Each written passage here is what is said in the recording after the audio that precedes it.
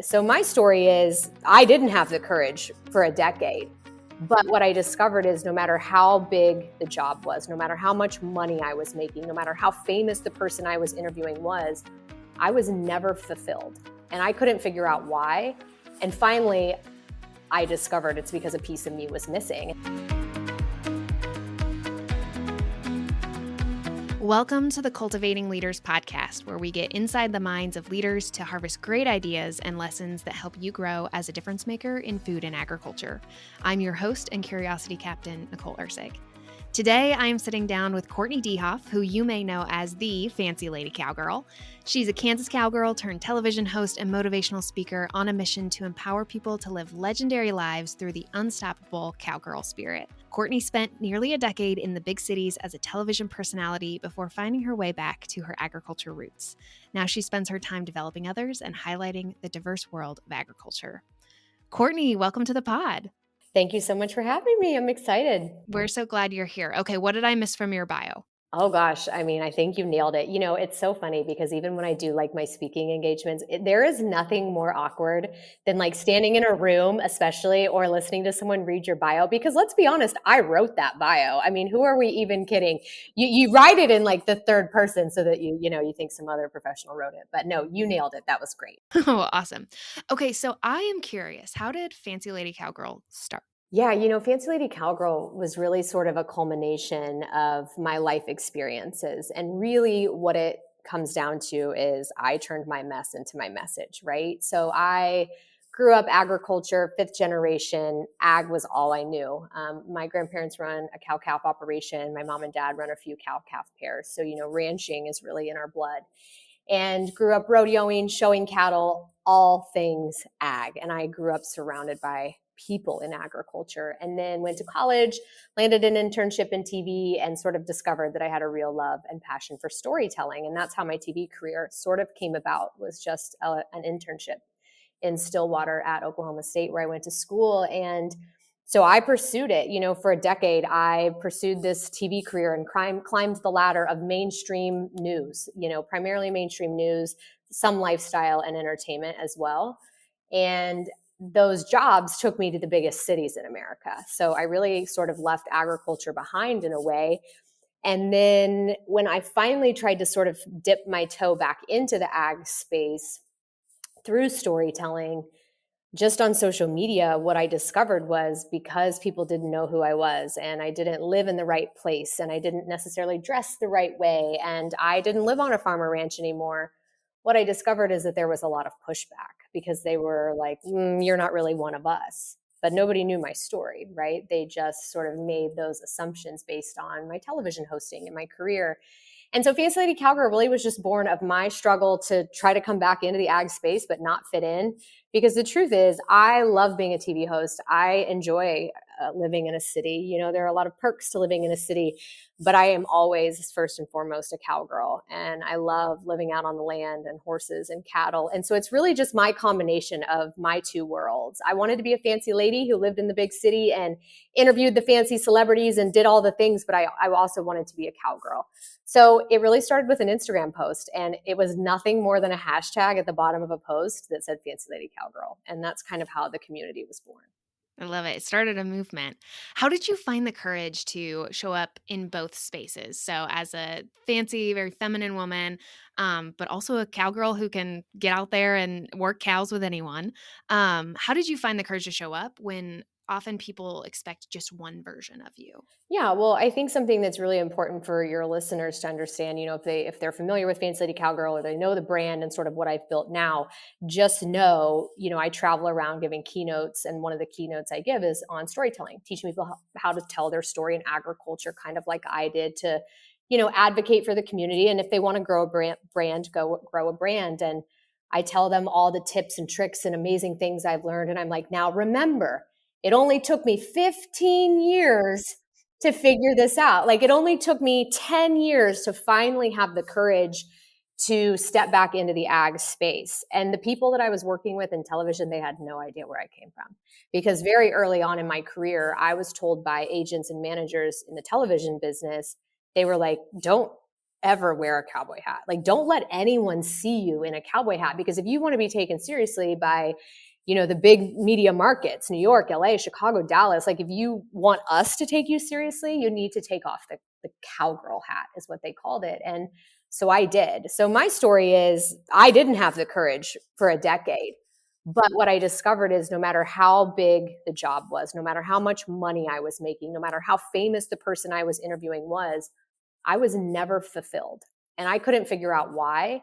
And finally, I discovered it's because a piece of me was missing. And so that really was what gave me the courage. I was like, I cannot live a half full life, right? Like, no matter how cool the job is, if you come home every day and you're miserable, like that's no life to live. And so I stepped back sort of into the ag space. And I'll be honest, it took a lot of courage to step back into that space too, because what I learned sort of for the first time, because I had never separated myself from ag, is that the ag community can be very, very tough on people.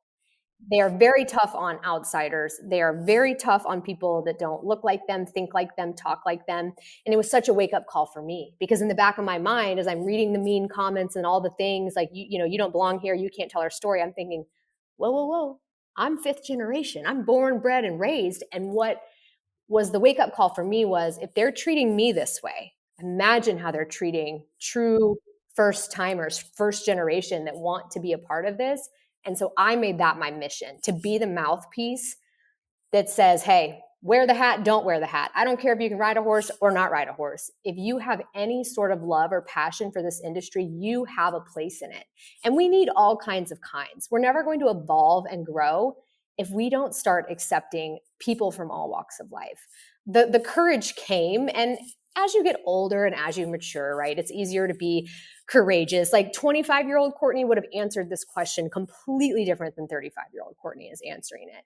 And so I just say, for anyone listening, the best moments and the best experiences in my life and the best agriculture experiences that I've probably ever had didn't come until I finally found the courage to just show up in the ag space exactly as the person I am. Whether my clothes make sense, whether my platforms make sense, whatever it is, I show up exactly as I was created to be, because we need all kinds of kinds, right? And so my voice is needed, your voice is needed. And you just have to have the courage to do it, but it's hard. Yeah, we each have a special gift that only like each individually we have. Exactly. I feel like a lot of us go on the journey of, we find that, okay, we've hidden that part. And that honestly is part of what makes people successful sometimes, right? Like even for you as a television host of, okay, I hid this part of me and it's helped me be successful, but it wasn't all of me. When you show up with your whole self, you start to become a magnet for the right things. Exactly. So good. So well said. I am curious, Courtney, for what I heard you say is the backlash from people in agriculture, the pushback from people in agriculture surprised you.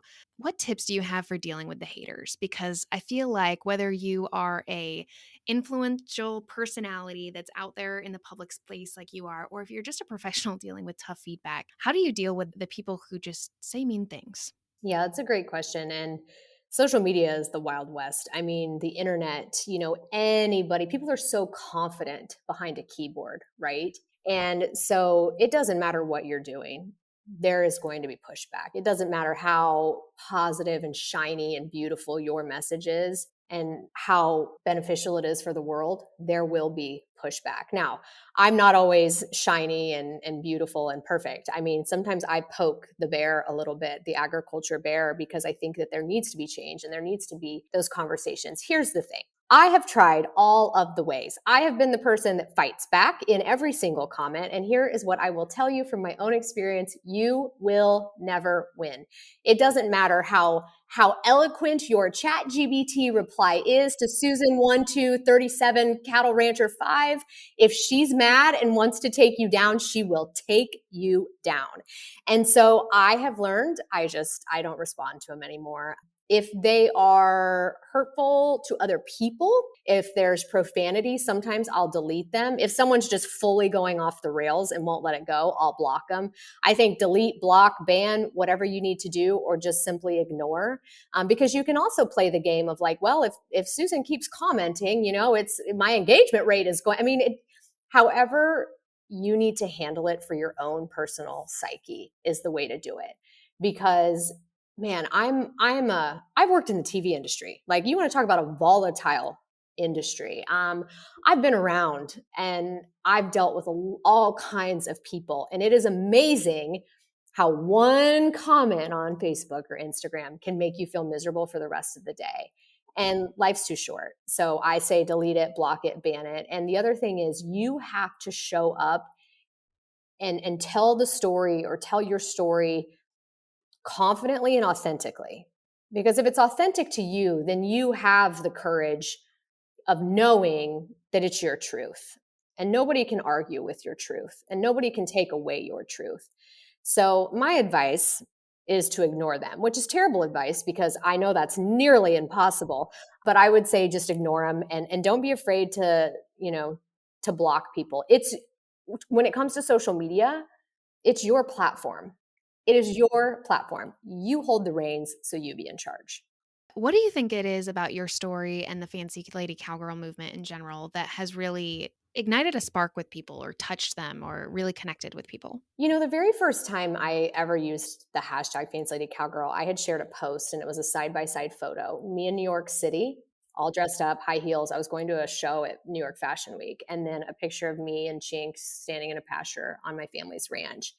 And the post was sort of a culmination of pushback I had already been getting on me sharing ag stories, and how I probably wasn't qualified because, I lived in a city. And I said, the hat on your head does not define you. The shoes on your feet do not determine your worthiness of being a voice for the industry. The color of your skin, your religion, your background, none of that matters when it comes to showing up in the agriculture space.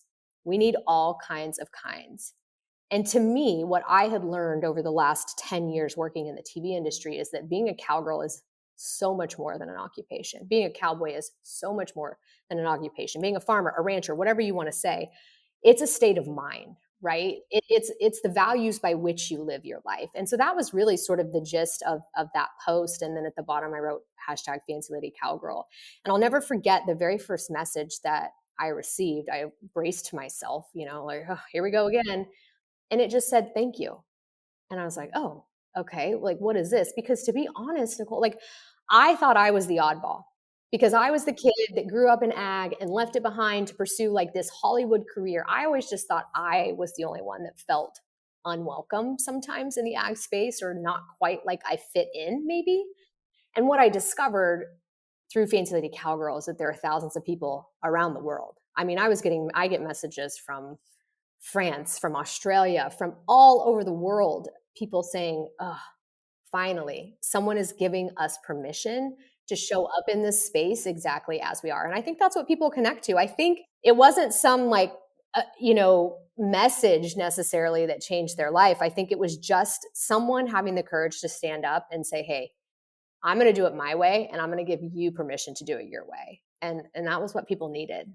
Yeah, absolutely. I think there's so many people that see themselves in what you do, and especially for women, right? Like, it's fun to be girly, but also so many women have strong, passionate, and very technical skills in livestock production or food and agriculture in general. And I think what you say is you can be both. Yeah, absolutely. Absolutely. And I think, sometimes women, there's that stereotype of like, oh, she has on lipstick and she's pretty. And, I just came from Australia and we did a muster. So like, moving cattle is essentially what it was. And they call it a muster. And we were moving, I don't know, maybe 200 pairs, mama cows and pretty little calves, which, as you know, moving tiny calves, and we were moving them quite a distance. And like at one point, they're jumping through barbed wire fences. It's just like a whole thing, And so I just got off and started pulling calves off, and was in the middle of everything because, it's how I grew up and it's what I do. And I just couldn't help myself to not like be involved. And we got done and they were like,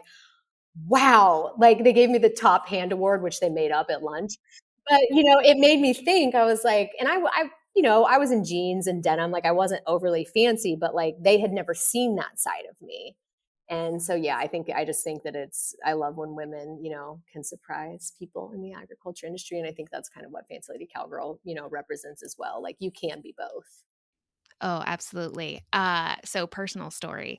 When I worked in the cattle industry, and I will never forget, I was young, maybe I'm like 25, and I used to be like a platinum blonde. And I was showing a cattlemen's group around where I worked and giving them a talk on the beef industry and best management practices and some of that. Well, I was stepping in for the president of the company who was supposed to give them their tour. So 25-year-old blonde Nicole was not who they signed up to see. And I get done with my talk and tour and everything. And the cattleman who was leading the group comes up to me and he's like, "Sweetie, I thought you were just a pretty face, but it turns out you know something about the cattle business. I learned something from you." You're like, thank you, sir. I was like, "Yep." uh, Sometimes knowledge comes in unexpected packages. It does. It does. So you've talked a lot about showing up unapologetically. I'm curious, Courtney, do you have a part of yourself that you've struggled to own publicly? I mean, I used to be the girl that was embarrassed to like wear my cowboy hat in the airport. I mean, I used to carry a hat can, which if you've ever carried a hat can, what a nightmare. I mean, they're just like they're the awkward size. It counts as a carry-on. So then it's a whole thing. And now I feel naked without my hat on. I mean, I wear it in the airport, I wear it on the plane. And what's amazing is, I mean, the barista at Starbucks who has probably, you just know by looking, has maybe never been on a farm or ranch or had anything to do with agriculture other than maybe the coffee that she's making. And you walk up and they're like, "Oh, I love your hat." Or I can't remember where I was, maybe Atlanta or somewhere. Big airport. And I had my hat on, and Beyonce had just dropped like Cowboy Carter or done her first. And I walked in, and the gate agent was like, "Yes, ma'am." Like, okay, and it's just like, it's fun. But I did have a really hard time, owning that. And I think, I was even the kid that like had barn clothes and school clothes, right? I mean, we all did for like dirt purposes, but like I didn't want to be a cowgirl at school. I just wanted to look and be like everyone else, which I think young kids, you all kind of do. But like I said, with age and maturity, I don't care. This is me. And I am so proud of how I was raised. And I am so proud of my family. And I am so proud to be a cowgirl and to ride horses and do all the things that now I sort of just own it. But it took me a long time. It took me a long time. I think some of the pushback that you get is fear, probably, that's rooted in negative experiences. That I think the good ones that you've talked about are great. Like your cowboy hat, your cowgirl hat is a connector with people. But also, I mean, agriculture gets plenty of pushback or plenty of questioning from other people. What would you say to those people who maybe have some of that fear of letting other people in, or I would say opening up the gates to people who don't have experience or exposure to agriculture? Yeah, it's a great question. I do a keynote on storytelling and ag, and the whole keynote, and I have a workshop that follows, and it's all dedicated to encouraging and teaching people how to share their story in agriculture. And I go through this whole thing, tips, tricks, why we need to share the story, the narrative, all this. We got to move the needle, blah blah blah. And then there always comes a point in the keynote where I look up into the audience, and usually I can see at least one skeptic, right? And you can sort of see, maybe not a skeptic, but you can still sort of see the hesitation in a few of the people's eyes. And so what I always say is, look, if you are not willing to share the agriculture story, someone is going to do it for us. And that's exactly what happens, right? You see stories on the news that are not always accurate or that take a certain angle. I worked in the news. I can tell you a lot of times why they're taking that angle. They're taking the angle against agriculture because the environmentalist or whoever it is, they were the first to answer the phone and agree to do an interview. Because the media, I don't have time. I don't have time. If you tell me no, I'm going to hang up and I'm going to call the next person on my list.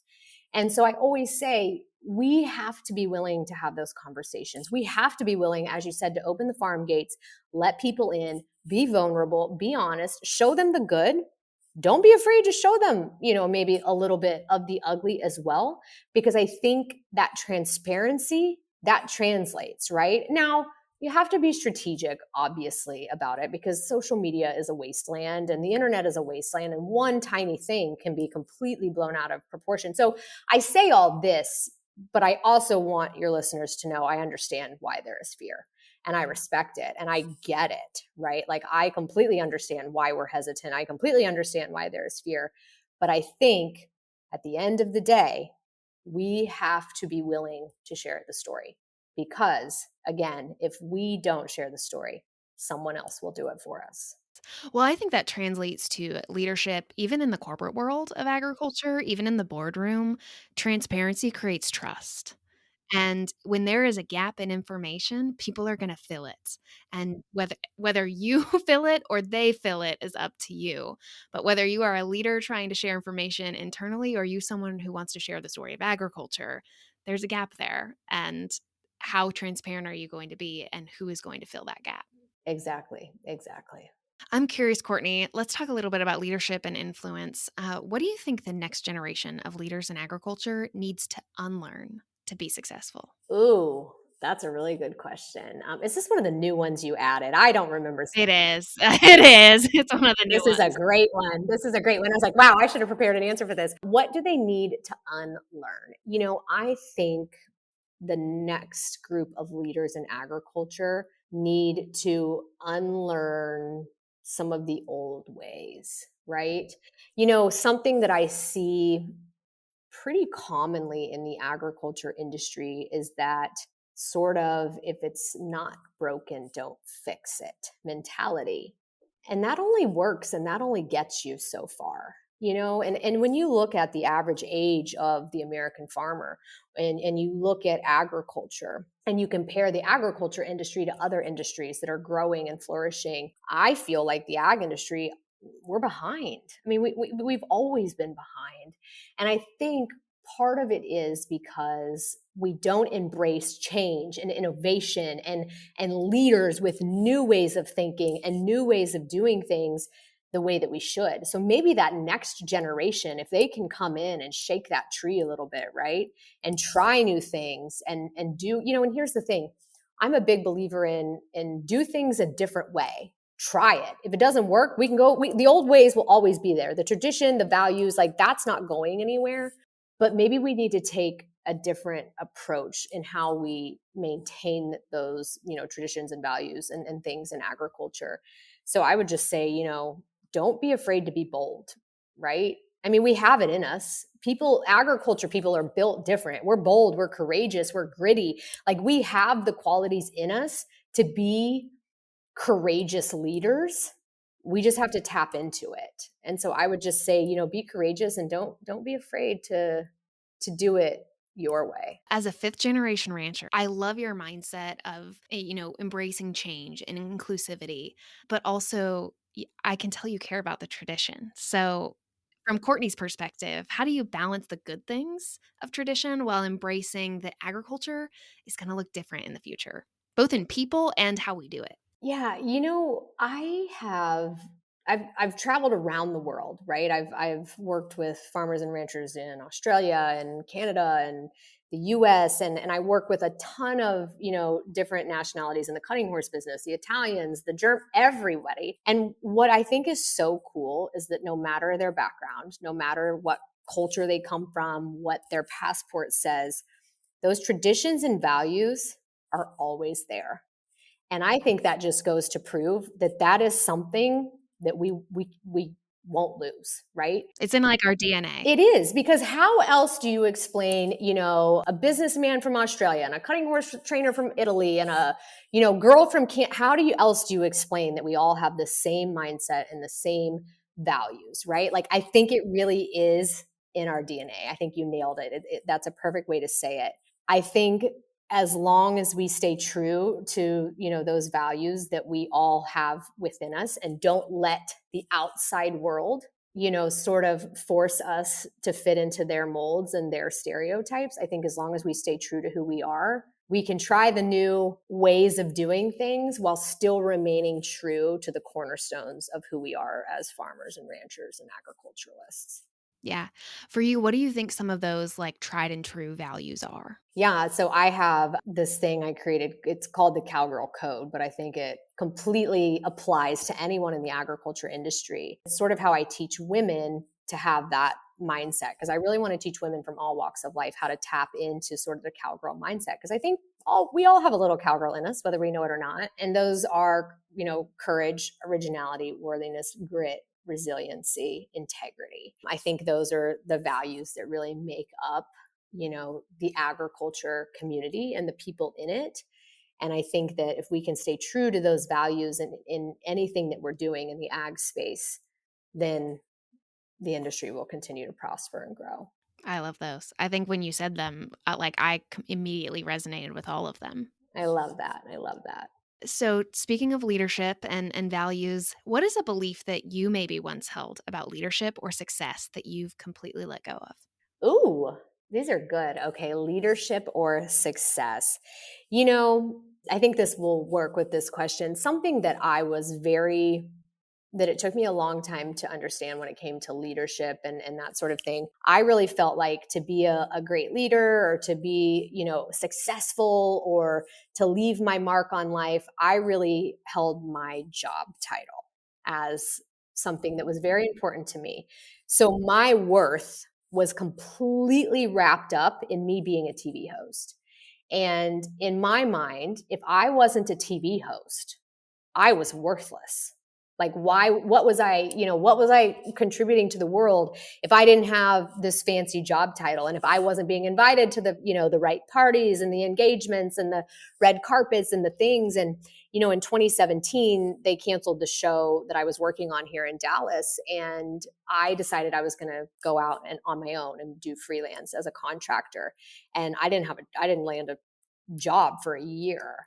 And in that time, I had to really reframe my mindset to teach myself that I could still be a great leader without the job title, to teach myself that I still had worthiness in the agriculture industry and the TV industry or the city or wherever I was without the big job title. I think sometimes as humans, we get so wrapped up in the job and the career and the whatever that we sort of lose sight of. If we don't have that, then we're lost. We're like, what are we doing with our lives? And so I don't know if that really answers your question, but for me, that was one of the mindset shifts that I needed to make to really be able to grow and prosper and do something that really matters. Because the storytelling and ag and the advocacy and all the things I'm doing now, they didn't come until after I finally let go of, you know what? I don't have to be at a network or a station or be a TV host every day to still have value and worth in this industry. Yeah, absolutely. A lot of times, I think when we dream or think about our careers, there's a dream job or a dream title, and that's what makes us feel like we've hit success. But I think what you just summarized is it's not about the title, it's about the work that you're doing and how you feel about it. Yeah, absolutely. And when you land those dream jobs or that dream whatever, it's great in the moment. But I remember, I landed a job working for the PBR, the Professional Bull Riders, and my first gig was Madison Square Garden. And all I'd ever wanted to do was work in New York and it was magical, 3 sold out nights in MSG. I mean, it was the coolest thing ever. But I remember rushing to the airplane afterwards, after the last round, getting on the airplane, looking out at New York, city as I flew back to Texas. And all I remember thinking is, well, what now? Because my purpose was completely wrapped up in that.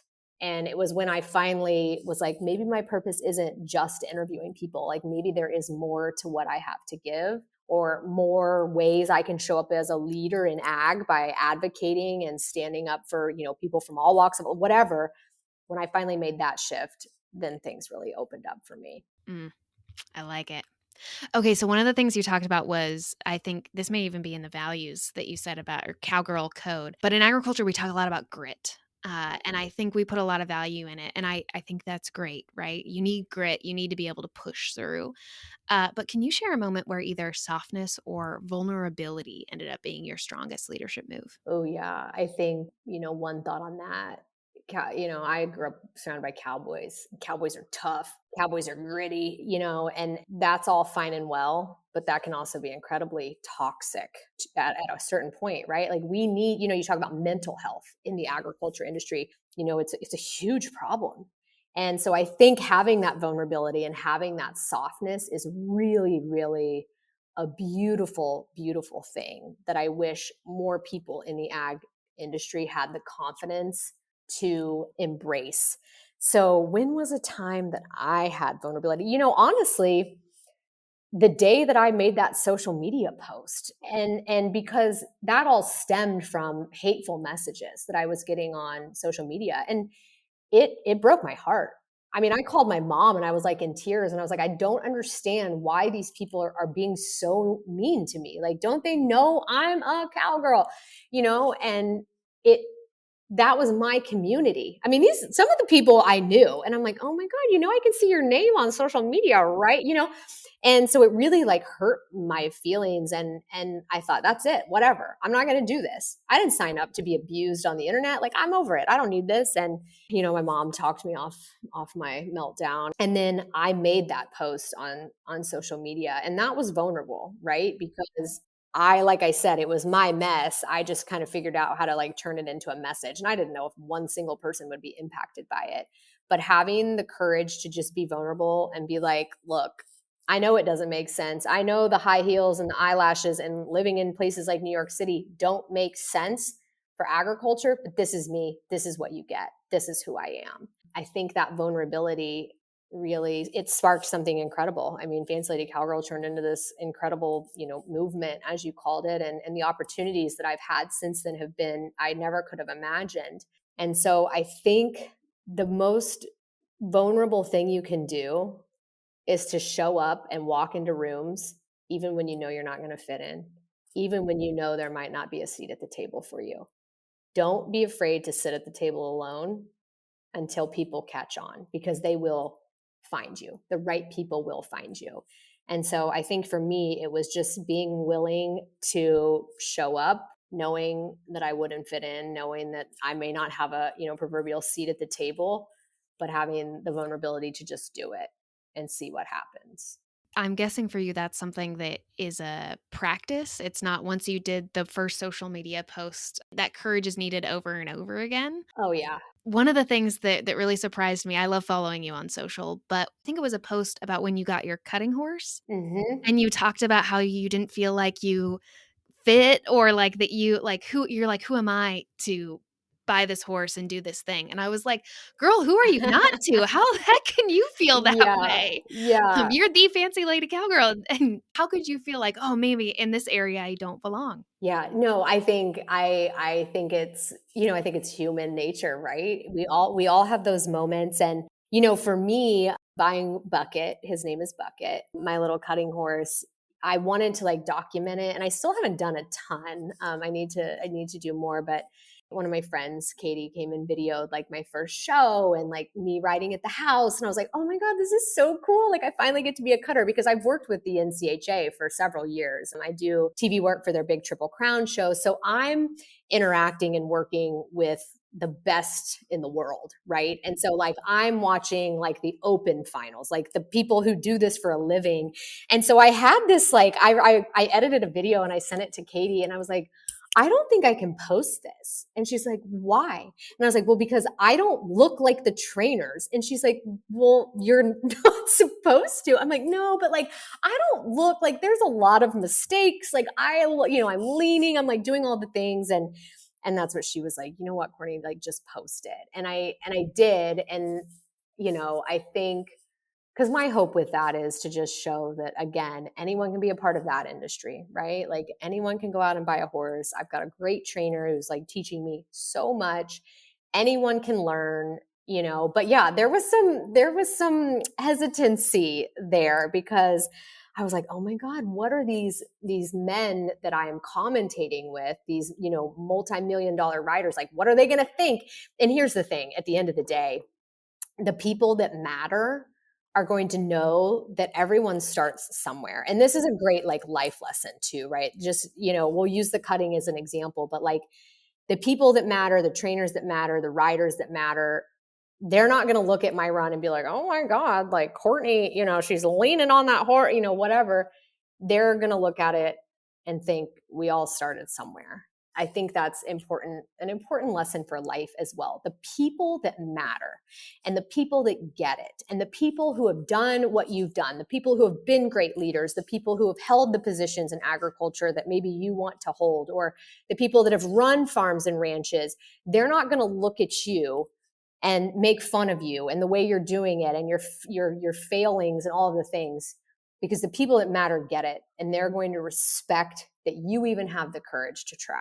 Well, I mean, for anyone who's maybe not familiar with what we're talking about, cutting horses and that kind of thing, basically what you're talking about, Courtney, is you like are interviewing NBA players and then starting to play basketball.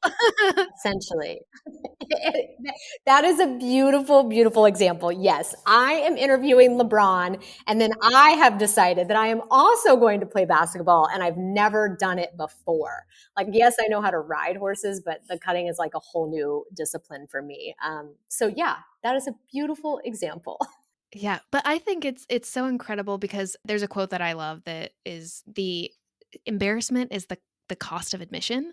And what you're talking about, the people that are so successful that we admire, that we look up to, that we're worried are judging us, are people that have gotten there because they have also failed so many times. So well said. And so those are not the people who are judging us. And those are not the ones that are going to leave the mean comments. They're typically the ones that are going to be like, "Hey, here's something that I learned. Don't make the same mistake I did. Can I help you?" Exactly. Exactly. I'm curious, Courtney, because the experience that you're talking about there, I think so many people who don't grow up from a background in agriculture have some of that imposter syndrome or this like, I don't belong or I'm not ag enough. I know even recently for me, I realized like, oh no, I can embrace the fact that I was a farm kid. I maybe not the same type of farm kid that you were, but I grew up raising sheep. I grew up doing chores every day, but it took me a long time to even say that. I do have some background in agriculture.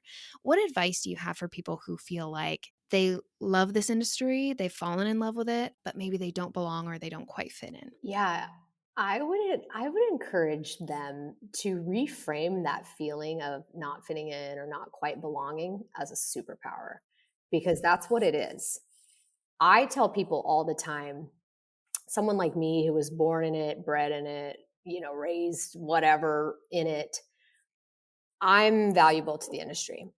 But having left the industry and been out, in the other world and then come back to the ag industry, I think the people who are new to it, the people who come in with maybe different ideas, different ways of doing things, I think that they might be even more valuable than people like me, because we need that growth. We need that change. We need that freshness. We need those perspectives. So look at it as a superpower.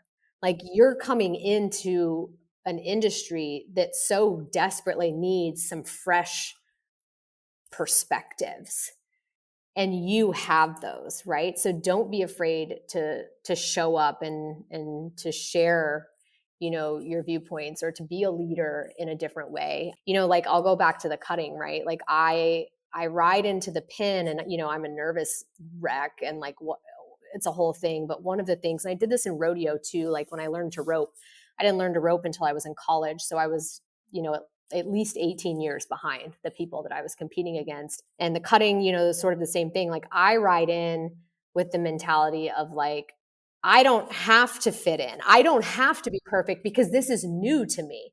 I don't have to be one of you. I don't have to look and ride like the professional trainers because I'm not a professional trainer. Instead, I'm going to use this as like my superpower. And I'm going to have the mindset of like, you know what? If every single thing goes wrong in the pen today, at least I've now made every single mistake. So then I can learn from it and hopefully not make them again. And that's just like this mental sort of trick that I do. And it served me really, really well in the roping as well, because like I would back into the box and I'm like, okay, well, the girl before me was a 1-9 and like she's been roping since she was 6. But I just started. This is month number 2. So like, I'm going to go out, do my best. If I miss, hey, it's because I'm new. Or if I catch, I'm going to be like, wow, like that. I think reframing it as a superpower is such a beautiful mind trick, because then you just show up so much more confidently. Because here's the thing, if you're new to it, or if you don't feel like you fit in, or you don't quite know where your space is, like, that's okay. Own that, right? Own that.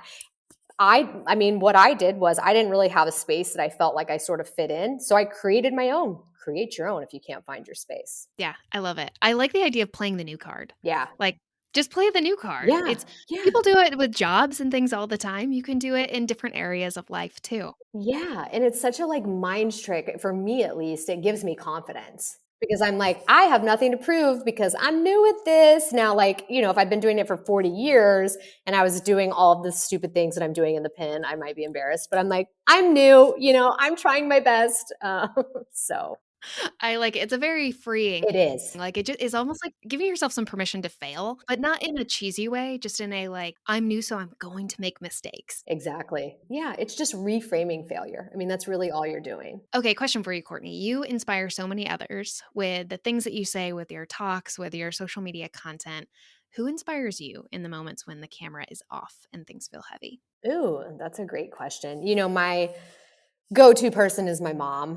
I mean, I talk to her multiple times a day for way too long. I think my mom, my grandma, I grew up surrounded by really powerful cowgirls, really powerful women who have never been afraid to show up as themselves, who have never been afraid to show up and work alongside the boys and sort of own their space in agriculture. So I would say, my mom and my grandma. And my grandma, like the original Fancy Lady, grew up in Chicago, grew up riding like beautiful saddlebred horses.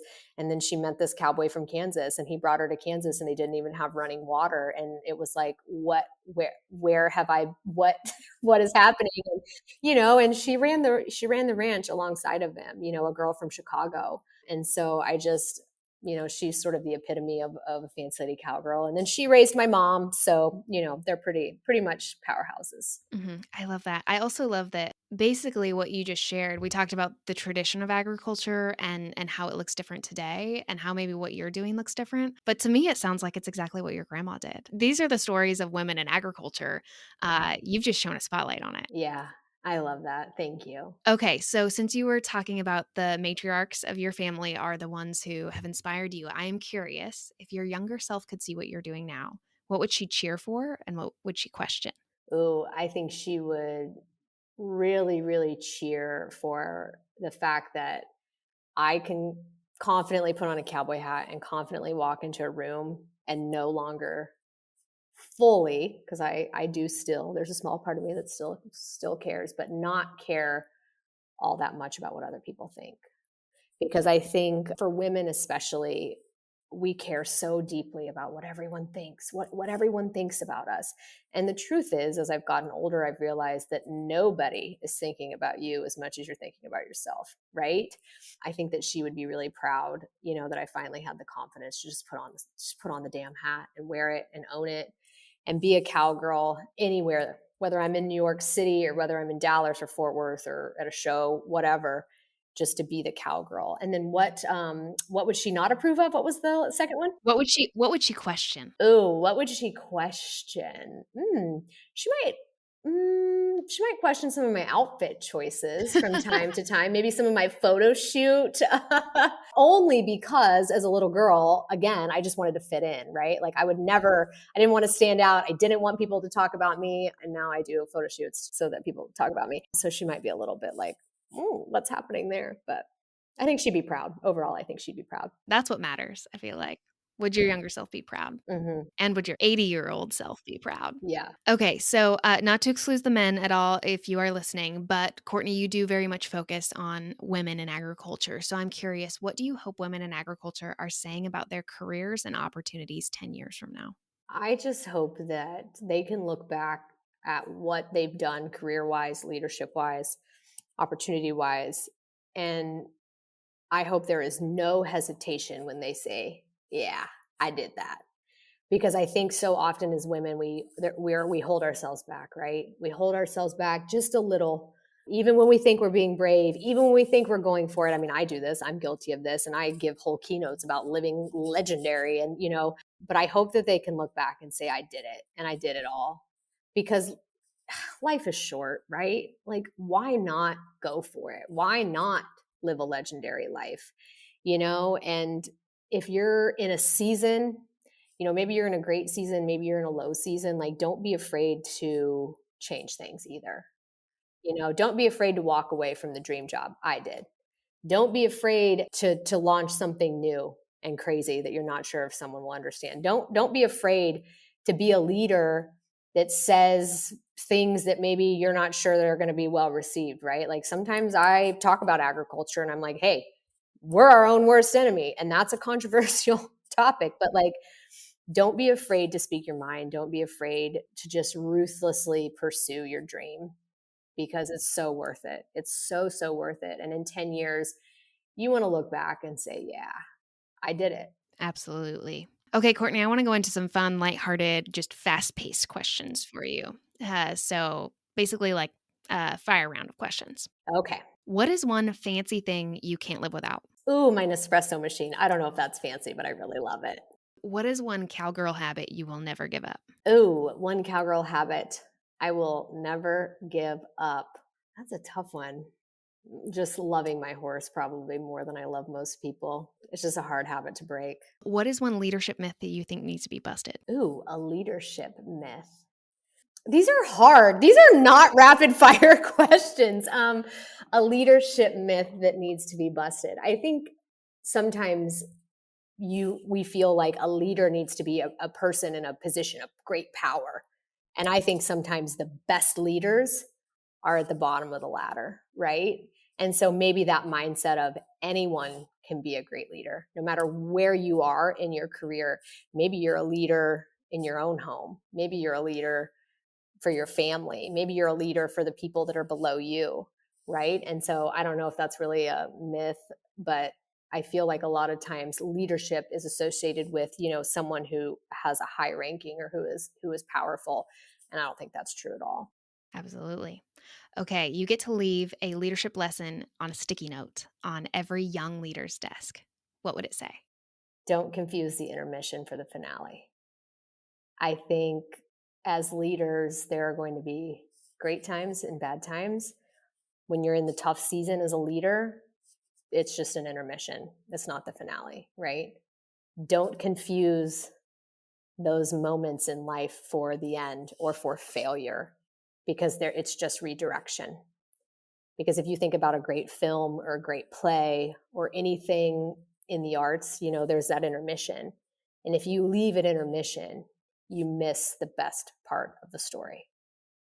Okay, Courtney, I know this was rapid fire, but I've got to show you this because I can't believe I just asked this question and that was what you said, because look at this sticky note that Do you have that? I love I that. have sticky notes around my desk, and literally one of them is don't mistake the intermission for the finale. Oh, that's so good. That's so good. Yeah, that's one of the lessons I teach in my keynote, because it's so true. Every dream job, every cool opportunity, everything that has happened in my life that I was like, this is it. It'll never get better.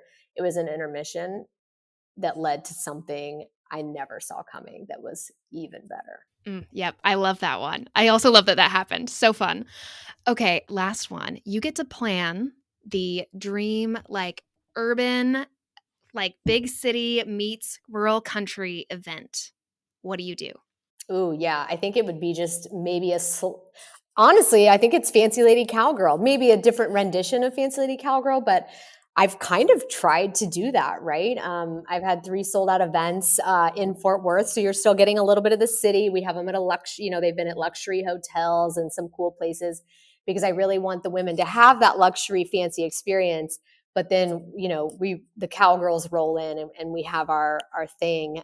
So yeah, I think, Fancy Lady Cowgirl. And maybe we add on. The dream would be like, a few days in Fort Worth, and then we all get on a plane and like fly to a ranch or something really cool and have some like, extended cool experience, obviously be on probably a private jet. And you said dream big. So like, I'm just putting this out there, but I think that would be really cool, to go out and have like, do the speakers and all the things that I do, but then really have like an authentic experience. Maybe I'd take them back to Australia, because that was a really, really cool experience. And we did something really similar in Australia to that as well. We, brought people in, had some trainers come in, do some horsemanship, did a fashion show, the Dallas Down Under crew, the Snake Creek Cattle Company crew did a cool event as well. So yeah, we're doing it. We're trying. Yeah, I love it. Okay, I feel like this whole podcast has kind of been this, but I've still got to ask you. We love hot takes at AFA, so unconventional, bold opinions.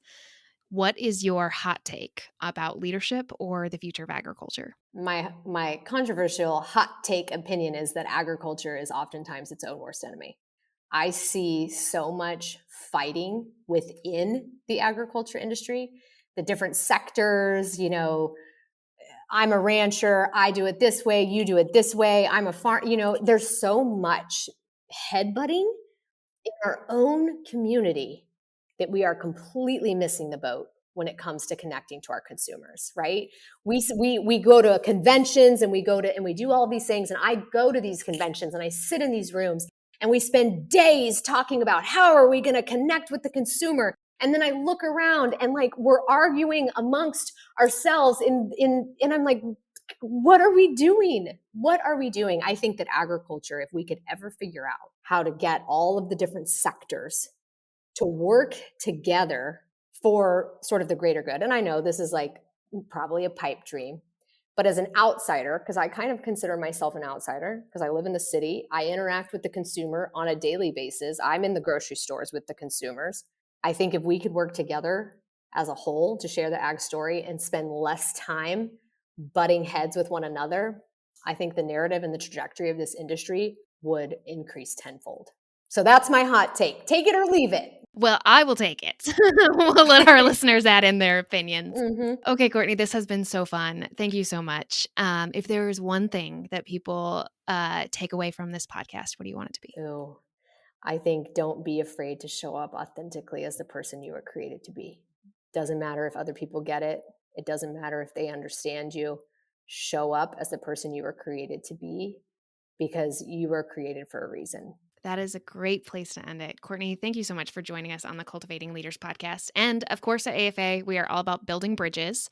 So where can people connect with you and learn more about the Fancy Lady Cowgirl? Yeah. So Instagram, TikTok is just Courtney Diehoff on Facebook, or you can visit my website at CourtneyDiehoff.com. And it is spelled the French way, ENAY, because my mom thought that was a good idea. But you can find me. Just a quick Google.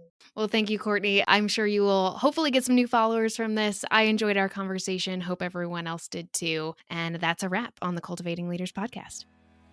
Thanks for listening to the Cultivating Leaders podcast, brought to you by Agriculture Future of America. If you've been here before, you know we value feedback as a gift. Please leave us a review and let us know how we're doing.